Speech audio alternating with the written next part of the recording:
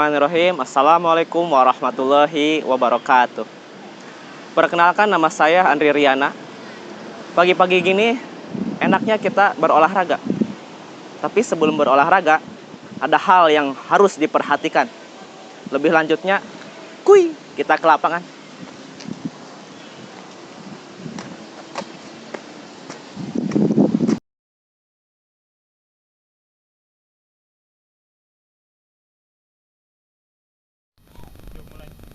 Alhamdulillahirabbil alamin. Assalatu wassalamu ala asrofil anbiya'i wal mursalin wa ala alihi washabihi ajmain, amma ba'du. Dalam Islam, olahraga merupakan tarbiyah jasadiyah. Artinya melatih jasmani supaya lebih kuat dalam beribadah kepada Allah Subhanahu wa taala. Nabi Muhammad SAW menganjurkan beberapa olahraga, di antaranya berkuda dan memanah. Kedua olahraga ini berguna atau bermanfaat dalam medan perang atau berjihad membela agama Allah. Tak lupa juga berenang. Berenang bermanfaat bagi pasukan Muhammad Al-Fatih dalam menaklukkan Konstantinopel. Besok hari Sabtu ada event besar. MTS Darul Ulum PW Majalengka mengirimkan atlet-atletnya dalam event Aksioma. Nah, ini merupakan pesan atau adab bagi atlet Darul Ulum dalam berolahraga. Di antaranya adalah, yang pertama adalah niat. Niat merupakan penentu sebuah aktivitas. Jika seorang muslim melakukan aktivitas dengan niat karena Allah Subhanahu wa taala, maka aktivitas tersebut bernilai positif. Sebaliknya, jika seorang muslim melakukan aktivitas dengan niat yang buruk, maka aktivitas tersebut bakalan buruk. Olahraga yang baik adalah olahraga yang diniatkan karena Allah Subhanahu wa taala, supaya kita memiliki tubuh sehat dan mental yang sehat untuk beribadah kepada Allah Subhanahu wa taala. Yang kedua adalah menutup aurat ketika berolahraga.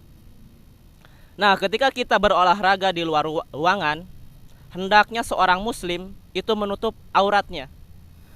Mayoritas ulama mengatakan bahwa paha adalah aurat. Ini berhubungan dengan sabda Rasulullah SAW. Janganlah kamu melihat paha orang lain dan janganlah kamu memperlihatkan pahamu. Sebagai seorang muslim laki-laki, hendaknya kita menutup aurat kita. Aurat muslim laki-laki adalah dari pusar sampai dengan lutut. Sedangkan aurat perempuan adalah seluruh tubuh kecuali muka dan telapak tangan. Hendaknya ketika kita berolahraga, pakailah manset atau legging untuk menutupi bagian paha kita. Yang ketiga, hendaknya berolahraga tidak melalaikan dalam mengingat Allah Subhanahu wa taala. Olahraga yang digeluti tidak boleh menyibukkan diri dalam mengingat Allah Subhanahu wa taala, apalagi sampai meninggalkan sholat. Hendaknya kita sebagai seorang muslim sebelum melakukan olahraga berdoa terlebih dahulu. Kalian atlet-atlet Darul Ulum bisa berkaca kepada salah satu atlet dunia dalam cabang olahraga, yaitu Mohamed Salah. Ketika dia mau bertanding final Liga Champions, dia selalu membaca surat Al-Fatihah, ya walaupun kalah melawan Real Madrid. Yang keempat, hendaknya menjunjung tinggi sportivitas. Nah, ini lebih penting. Sportivitas, kejujuran, etika-etika dalam berolahraga, kemudian tidak rasis, harus dilakukan dalam berolahraga. Contohnya itu adalah Khabib Nurmagomedov. Dia ketika sebelum bertanding UFC, dia selalu menghormati lawannya, tidak menghina lawan-lawannya, apalagi sampai rasis. Dan yang terakhir adalah mengetahui teknis olahraga tersebut. Hendaknya kita sebelum olahraga harus tahu peraturan-peraturan olahraga tersebut. Apakah bertentangan dengan Islam? Apakah sesuai dengan syariat Islam? Nah, itu adalah adab-adab dalam berolahraga. Mungkin itu yang dapat saya sampaikan di sini.